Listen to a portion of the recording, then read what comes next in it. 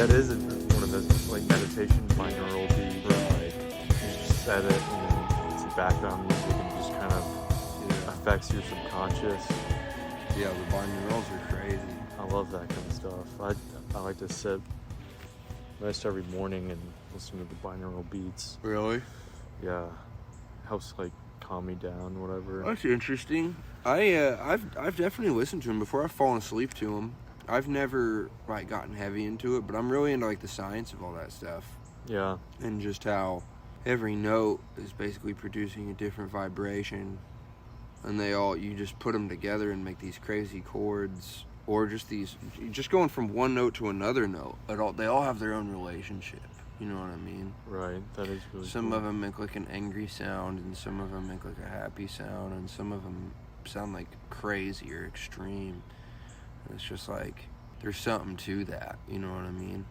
And the fact that you can take them and start mixing them and using different combinations of them just to design like different frequencies and patterns of vibration like in people's fucking heads, you know what I mean?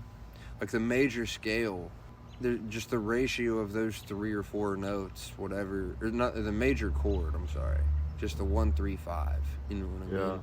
1, 3, 5 in an octave, like those pitches together make you feel a certain thing.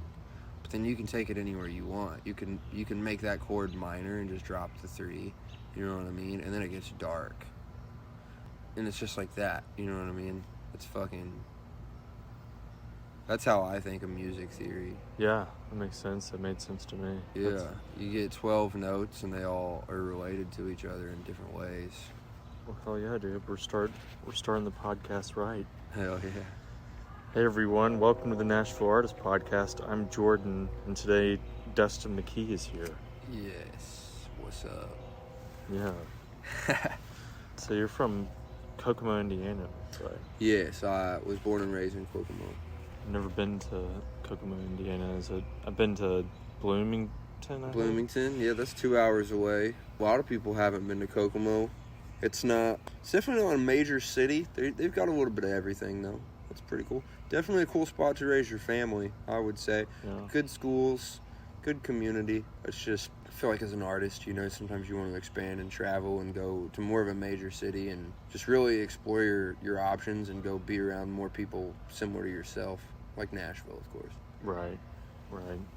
Is it a pretty small population?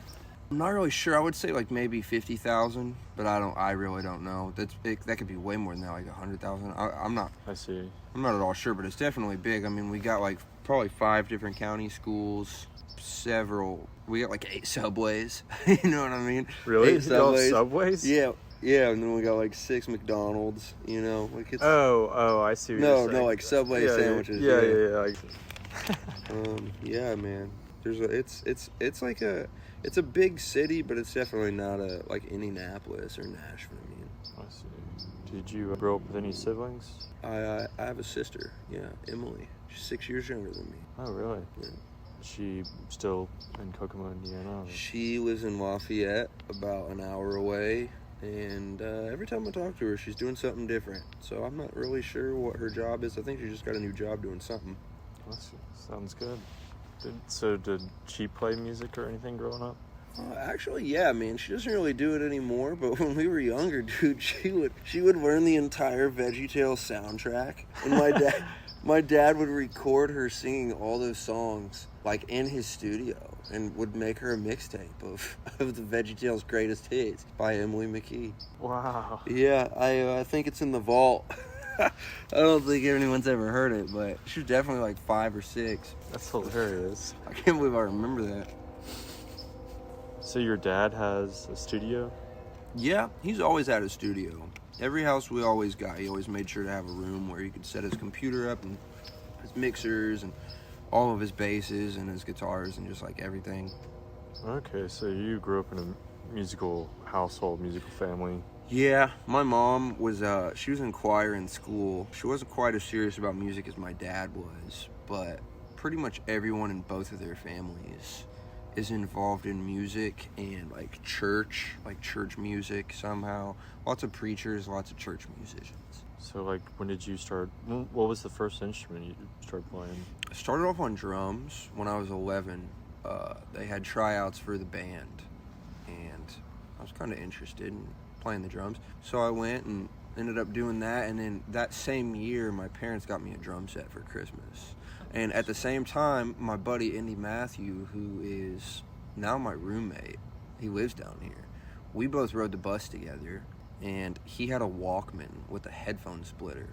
And every day on the way to school, we would listen to the Paranoid album by Black Sabbath. And War Pigs just really got me going, man. And really from that point, see, when I got my drum set that Christmas, Indy got a guitar for Christmas. So that just ended up, we ended up starting a band called Underage. We were 12 years old, and then it was like we were a metal band, so it was like underage and underage, you know? Yeah, silly bad. Hey, we played the high school dance. Or no, not the high school dance, I'm sorry, the middle school dance. Man, people were dancing 7th grade. to some metal. They were just standing there watching. Yeah, it was me and Indy and then my buddy Corey. He really liked Slipknot, so he would bring in like barrels and cans and stuff and just hit them with baseball bats. And then Andy'd play a riff and I'd play drums. And, you know, people honestly dug it. We sold like 30 demos. My dad recorded us, just like Emily, you know. He recorded probably 4 songs. We threw them on a little CD, sold them for $1. It's pretty crazy, man. I mean, I'd only been playing music for not even a year. But I forget really how it ended up kind of dissolving. But it was really cool while it lasted, man. But yeah, really from that point, I just started jamming and trying to start bands with whoever I could. What was it like before you were 11? Did you like music, but you just didn't play music? Dude, I will honestly say that my dad was so invested into it, and I was a kid, and I just like didn't really understand that I kind of had like a vendetta against music. Like I just didn't really get it. I didn't understand like why my dad was so committed to this thing that I didn't understand, you know. But now I look at myself and I'm just like, oh my God, like I'm worse, you know. Like I'd really bypass a lot of my responsibilities and a lot of my commitments and priorities just to make music come first, you know. Right. And, you know, I think when I look back, I grew up seeing him do that. But at the time as a kid, I just didn't understand it. Mm-hmm. But then, like I said, once War Pigs started hitting, yeah, we started going to war, dude. And yeah, really ever since, I've that's been my main thing, honestly. Nice. Dude, look at that possum over there. Yeah, there's a possum just chilling with us. You have anything to say, bud? No, he's out. Hopefully he's eating all the ticks around here. Yeah, that'd be nice. That's what they do, supposedly, which is good. So, who's the drummer for Black Sabbath? Bill Ward. Oh, yeah, so Bill Ward is like the guy who made you want to pick up the sticks. I mean, dude, it was kind of that, but it was more just like the music that they made, period. It was just my vibe. It was how I felt. It was what I was into. Just really resonated with me, and we listened to it all the time. And I just thought it was so cool that these dudes just played music together. And I actually started paying attention to like what a band was, you know. Mm-hmm. And then, you know, shortly after that, my dad started showing me like, because Indy had a Led Zeppelin CD too. And my dad showed me like his box set, DVD, collector's edition, Led Zeppelin video live at, I forget what it was. It was huge though. And Moby Dick was 20 minutes long. Oh, yeah. And like, you know, it was just, that really inspired me too. I think seeing John Bonham probably had an early influence. Like I wouldn't really attribute any direct influence from him, but I do get compared to his style a lot in rock music. Just like, you know, there's a lot of different kinds of rock drumming, and I feel like it's more of the bombastic. I really like to do the triplets between the hands and the feet, and you know, just a lot of his more jungle rhythms. Right. It's real fun to me. The rock, the right. Yeah, like, we just have a lot of that stuff in common. But yeah, that was probably a really impactful influence on me as a kid, that I just really didn't understand how I didn't know that the Black Sabbath album was like the thing until, like, you know, I grew up and someone was like, what's your first memory of what made you love music, you know what I mean? And at that point I kind of remembered, like, yeah, War Pigs was like the first song that I ever actually cared about, you know. Oh yeah. So you're 11 and you picked up the drums. When did you start like learning guitar and everything? Like, much later?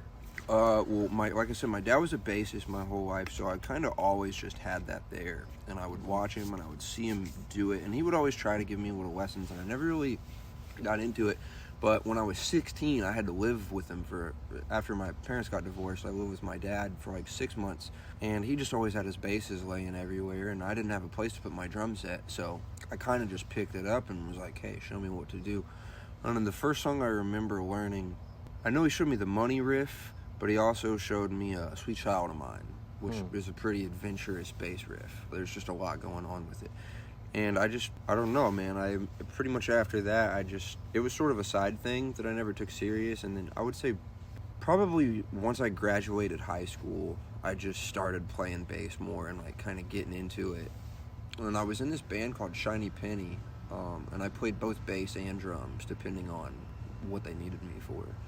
But when I played bass for them, I got real serious with it, and I started like studying more chords and arpeggios and like trying to apply more like musical just taste into the music, you know what I mean, instead of just being like a root note bassist. But yeah, and then I think a few years after that, I actually was in choir my very last semester of high school, and then I ended up going to college.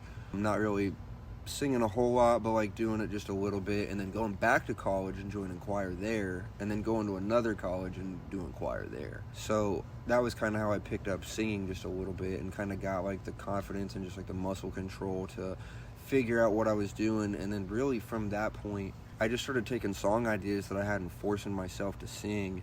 And I honestly sucked at first. I still suck, but I really super sucked at first. And over time, man, I don't ever think that I'll get to the point where I'm like an incredible Whitney Houston level, like, oh, like that's just not my thing, man. But I feel like I'm learning how to bend and shape sound and just create a cool noise that vibes with people and that resonates with like people similar to me, you know what I'm saying? Yeah.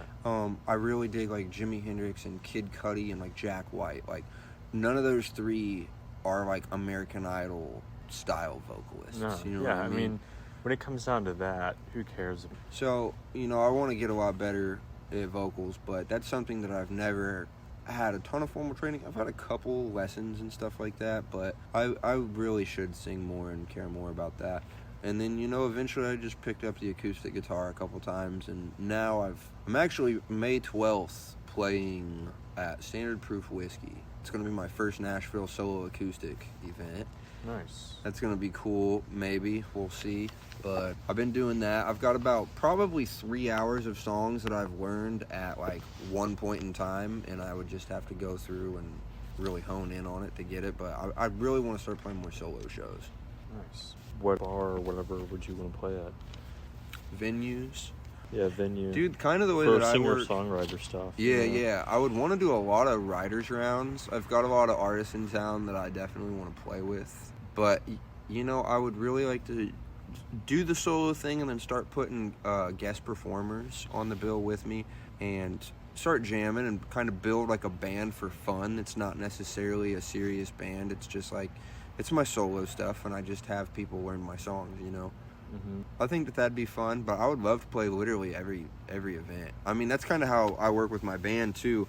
Rather than finding a venue to play at all the time, my goal is to just play every venue. I just want to see every venue and play every stage, and like I just feel like that's a fun adventure, you know. Dude, yeah, it'd be amazing to play Bonnaroo.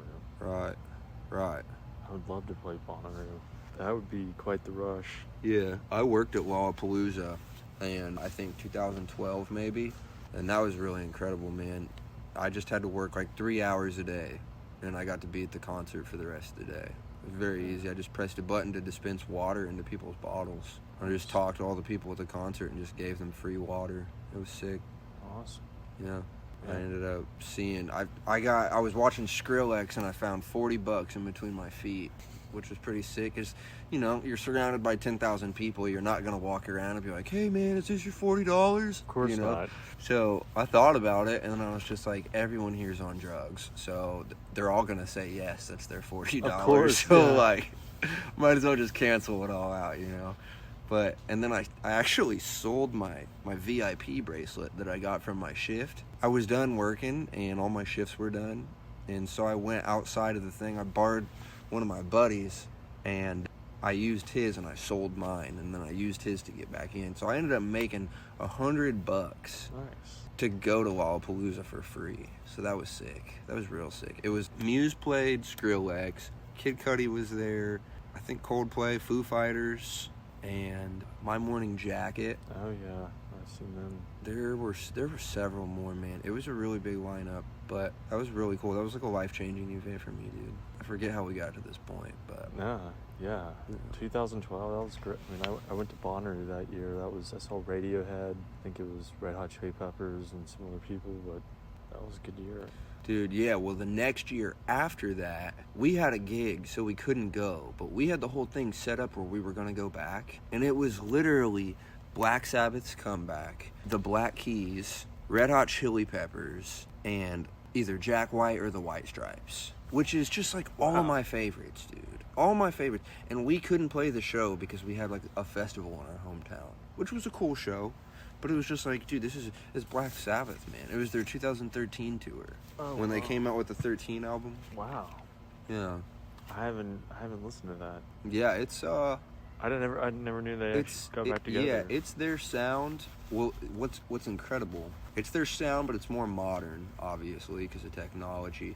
But their drummer is the Rage Against the Machine's drummer, which is Brad incredible Wilk.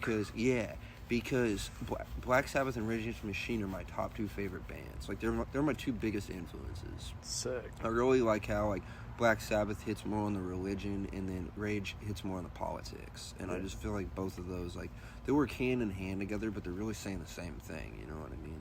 Yeah. And yeah, I just kind of look up to those sounds as like father figures in my own musical style, you know what I mean?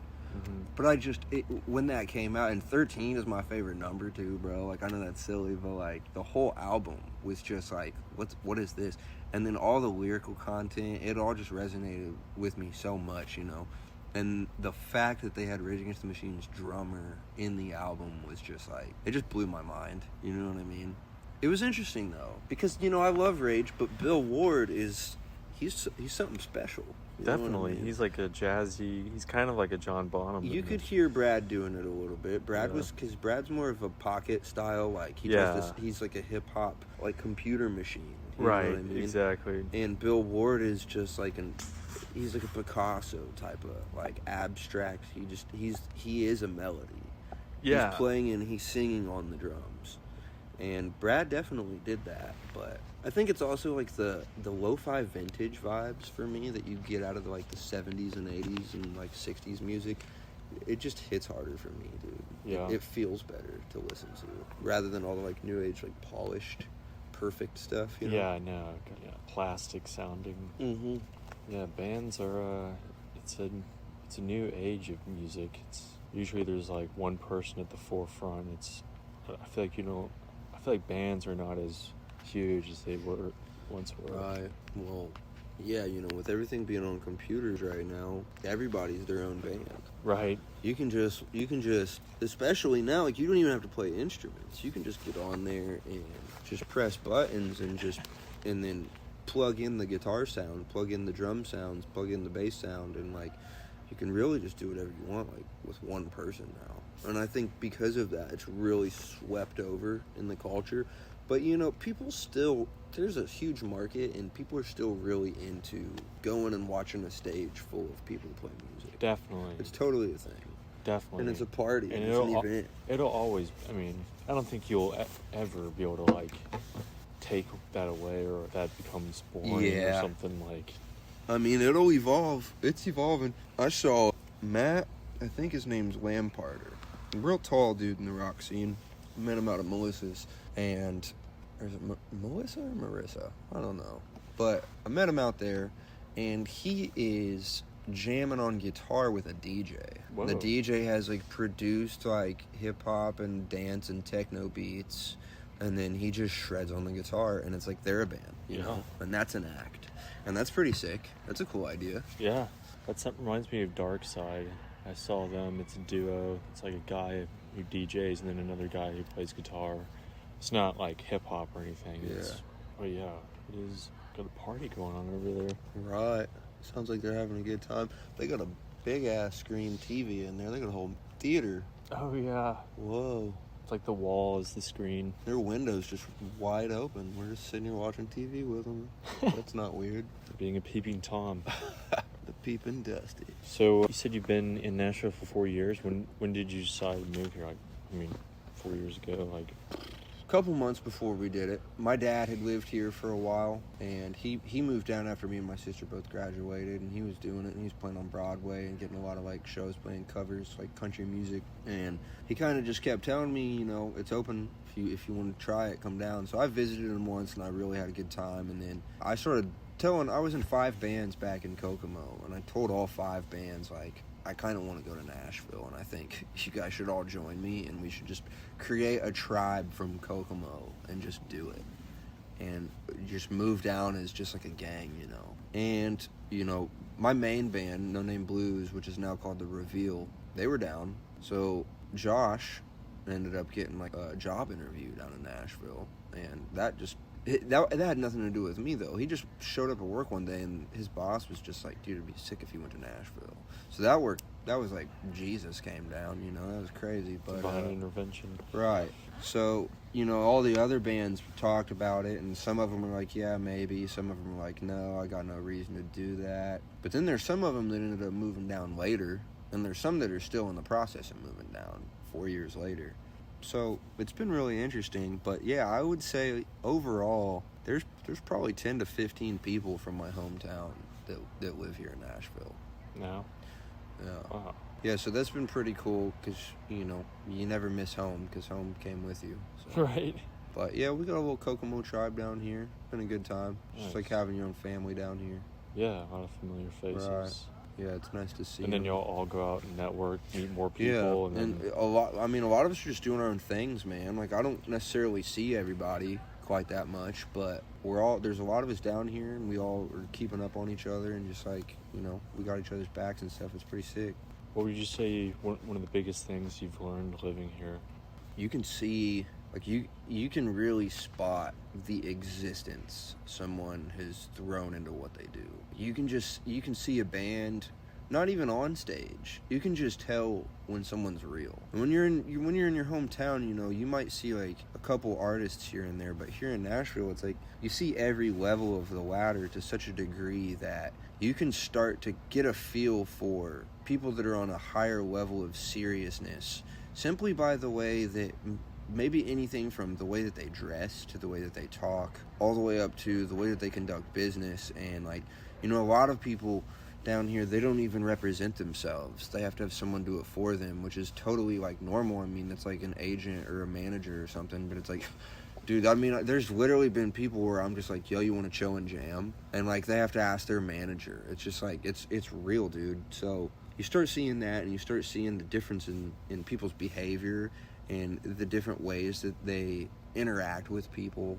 You've learned, I think I definitely look a lot different. I've learned a whole lot about aesthetic and really expressing yourself and taking everything on the inside and wearing it, you know what I mean? And showing people who you really are through the art of, little stuff like fashion and jewelry and stuff like that, all the way to, your hair, whatever it is. A lot of people look at it as this, it's an obsession with the physical. It's materialistic, superficial.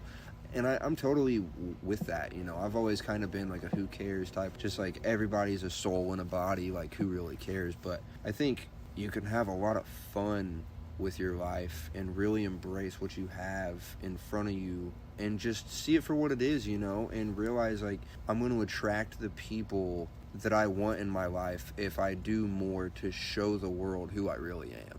You know what I mean? Mm-hmm. And it's definitely happened, man. I moved here and I just looked like some Indiana kid, which was cool or whatever, but I started kind of just changing the way that I dressed and the way that I did things, and it automatically just brought a lot of people that could just see me and kind of see the vibe or whatever, and some of those people have become my friends just because, they saw me out in public or they saw me on the internet or something like that, and we both just knew when we saw each other, yeah, you're my vibe, you know what I mean? And it's not necessarily just saying fashion and jewelry and hair and all of that.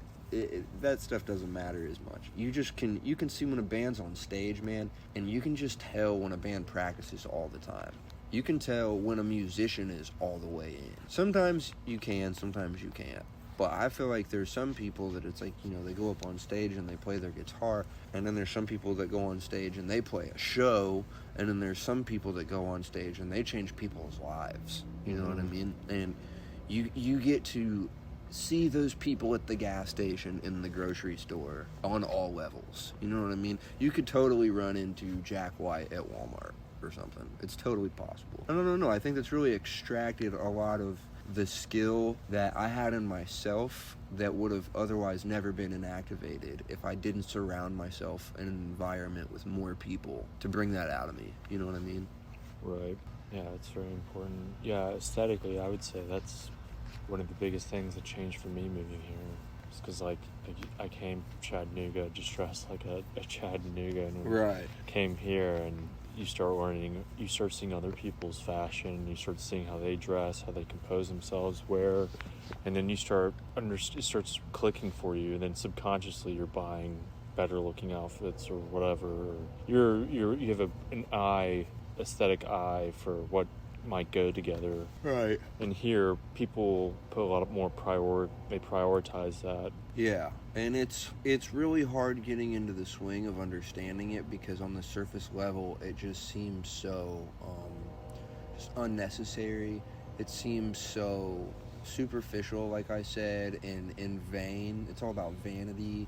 I hate it, you know. As a person who's real into spirituality and, you know, religion or whatever, I definitely saw a lot of it as hedonism and right. just over materialistic, just obsessing over beauty. But, you know, you start to kind of realize, like, the nature of beauty in this world is, like, divine. People see something beautiful, and it has power over them. And I think being able to make music beautiful, or being able to just make your house beautiful, or being able to just, like, if you have the power to make something more beautiful, I just feel like that's, like, almost the spirit of God enacting that inside of you. You know what I mean? Yeah. Not because of anything directly about it. It's just you can see the way that life and society responds to beauty, however it may be. And, you know, beauty gets a lot of free shit, bro. Yeah. Beauty gets free shots at the bar. Beauty gets a lot more opportunities than, like, a regular dude would get. You know what I mean? Like, there's so many different ways to think about it. But I think capturing that and finding a way to polish something up to where when people hear it, they're just mystified by it. You know what I mean? And that's really what I want to go for in every facet of life, to be able to touch people's souls like that. But I think that there's a science to it, and I think that it goes past the science, and it goes to, like, kind of a wave that you ride. And I think once you get on it, man, like, I know I've just gotten a lot of cool, just free, like, necklaces, dude. Like, people will be like, hey, you have cool necklaces. I got you this cool necklace because I figured you'd like it. And now I just have a fuck ton of cool necklaces, bro. It's tight. Wow. But, you know, the things start coming to me to where I'm not even going to, like, thrift stores. I'm not even going shopping. Like, life has figured out that I'm into, like, making my body a piece of art. And it's just supplying the resources and just, like, coming to my vessel, you know what I mean? So, yeah, I don't know. Going back to what you asked, it's like, I would say stuff in that nature, I feel like, is the most prominent thing that I've learned from living here as opposed to my hometown. Yeah. What advice would you give someone if they're thinking about moving to Nashville? If they're going to move to Nashville, and they're going to play music and everything. You know, once you get here, what I feel like the real truth is like the currency here is not necessarily money as much as it's friendships and just, like, any form of opportunities or benefits to meet new people and to meet new. I mean, for some people you're going to meet new best friends, for some people you're going to meet new fans, for some people you're going to meet new business partners. But the trick is you have to get off your couch and you have to, like, just go out. And one thing that I've seen is the people that go out the most and the people that just are always out and they're always social. Every night they're meeting new people, and every night they're expanding their circle, their network, and all their business opportunities as an artist or whatever it may be. It's like, you know, if you want to make music videos down here, it's literally so simple. You just go out to any bar or any music venue, and there's tons here in Nashville, and then you just talk to people.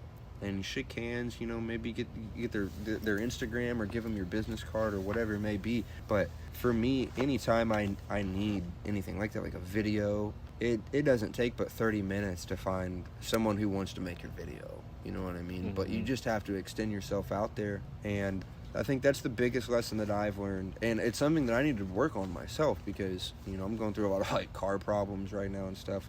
This put me at a disadvantage to being able to go out all the time, but that's an excuse, and I really know that going out to shows and going out to events and networking and doing stuff like that, it's not just good for business, it's good for life. You make a lot of lifelong best friends that are they're your vibe, they're similar to you. You might meet a new bandmate, you might meet a new girlfriend, I don't know, you might meet a new somewhere to go party, you might meet someone who wants to book your band, you know. There's so much to it, and they're all out there, and you literally just have to go. You just go do it, and you show up, and that's half of it. Yeah, it's a great point. Yeah. Networking is everything here. Yeah, I think about that too. Like, back in my hometown, like, people, like, I feel like care more about status, wealth, and like money status. But here, people don't really care how much money you have. They just care, like, what you contribute to the community. Right. And, like, so it's almost like a level playing field as far as not really any cliques here. I mean, who cares that you went to Vanderbilt or wherever? You know what I mean?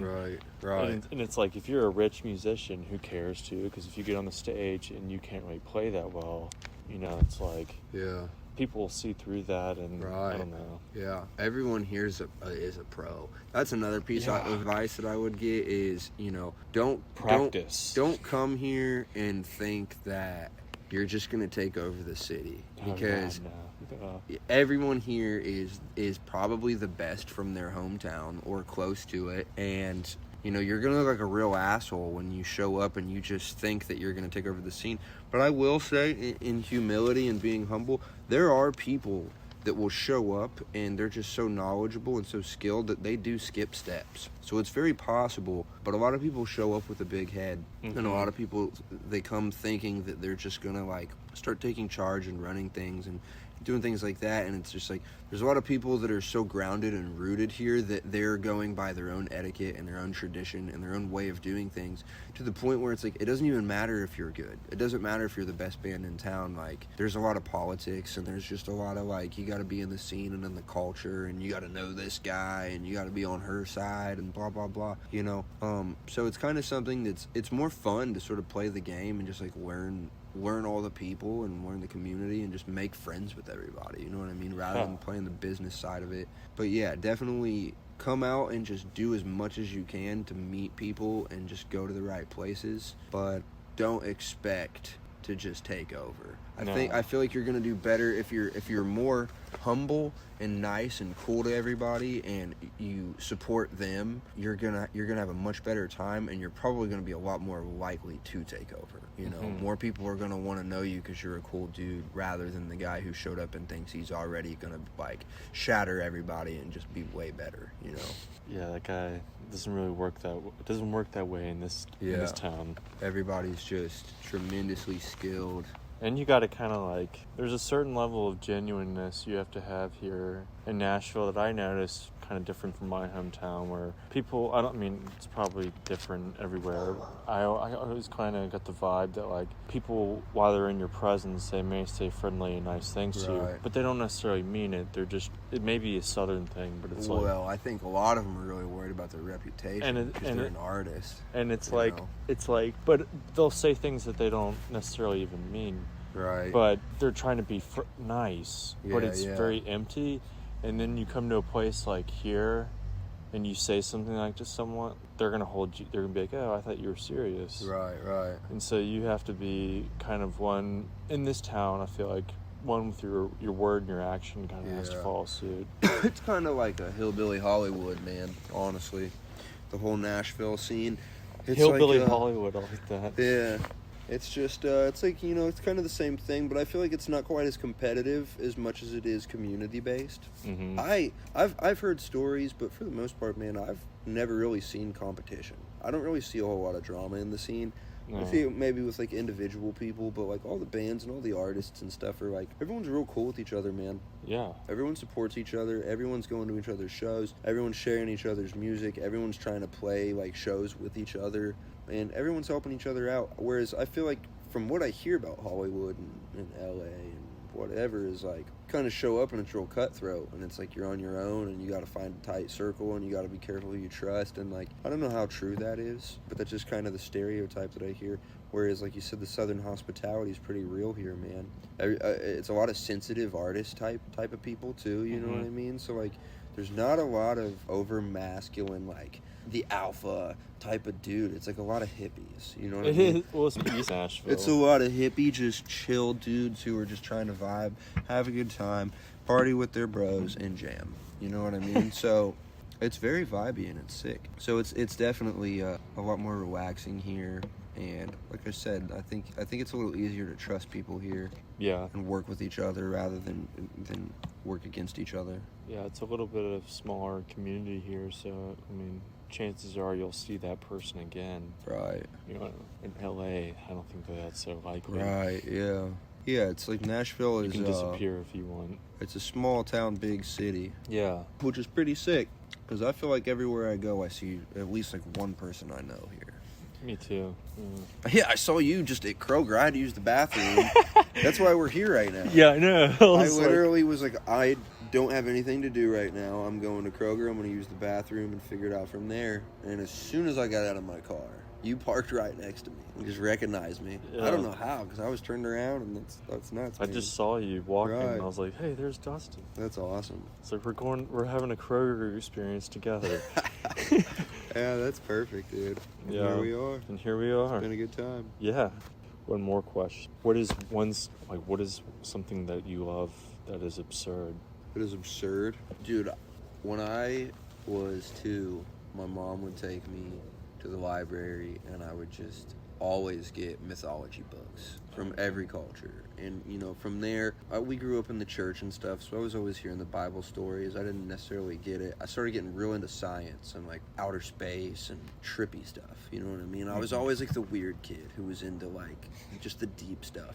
But then at a certain level, I kind of snapped into the spiritual side of things, and I started diving into religions a lot. And that's where I get pretty weird, man, and like unrelatable to people, because not just like Christianity or like, you know, Islam or Judaism, like the Abrahamic religions, but like a lot of the Eastern religions like Buddhism and Hinduism and like Taoism. And then, you know, I even get into the really weird stuff. I want to learn from everything. I want to hear all the perspectives. So I've, you know, invested a little bit of knowledge into like the dark side, you know what I mean? Like I want to see literally every single thing in every different perspective and just explore. So, you know, I've actually looked at like Wicca, witchcraft. Like I've gotten into a lot of like old Egyptian stuff, like hermetics, or like alchemy.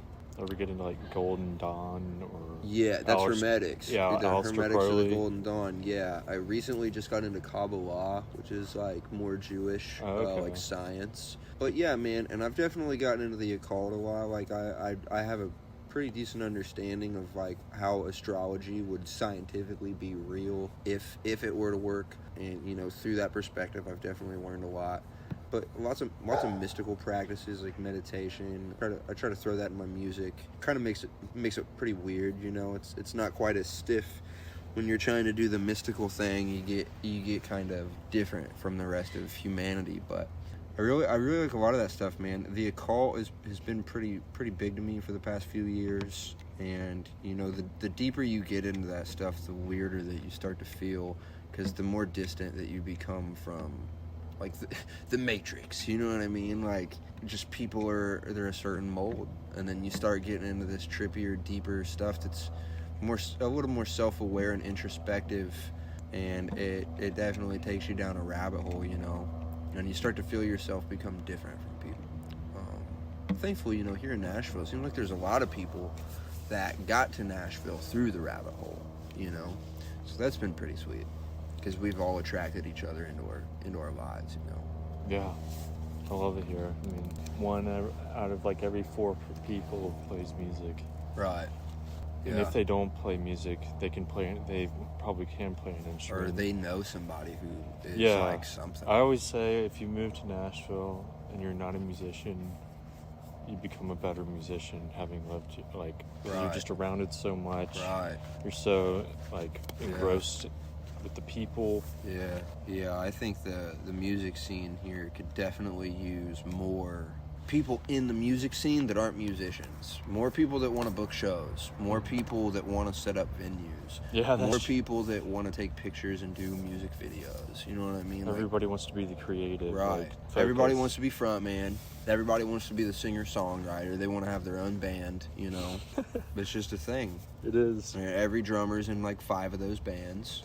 So, you know, that's kind of the challenge, but figure it out. It's a zoo. Get it worked out. Well, hell yeah, dude. Well, anything you want to add, like your Facebook or Instagram handles and whatnot? Yeah, just check out Brother Dusty. You can find Brother Dusty really anywhere if you just Google it. But, you know, I got a Facebook and Instagram and a YouTube. And then check out my band, The Reveal.